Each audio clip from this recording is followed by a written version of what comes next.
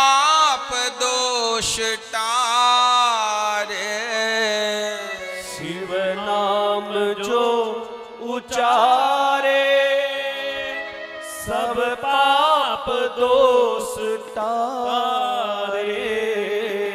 ब्रह्मानंद ना बिसारे, ब्रह्मानंद ना बिसारे। भव सिंधु पार तारा, ब्रह्मानंद ना बिसारे। भव सिंधु पार तारा। शंकर तेरी जटा में बहती है गंगाधारा। शंकर तेरी जटा से बहती है गंगाधारा। क्या कहना बंधु, आनंद हो गया। तो संभावये मनसी शंकर अंबिकेशम, गौरी शंकर को प्रणाम किया और फिर सूत जी और शौनक जी के संवाद से कथा प्रसंग प्रारंभ हुआ। शिव महापुराण में 4 संवाद हैं। सूत जी शौनक जी को कथा सुना रहे हैं, शौनकादि 88,000 ऋषियों को कथा सुना रहे हैं प्रयागराज में। ब्रह्मा जी 6 ऋषियों को कथा सुना रहे हैं ब्रह्मलोक में। स्वयं नंदीश्वर सनत कुमारों को कथा सुना रहे हैं कैलाश पर,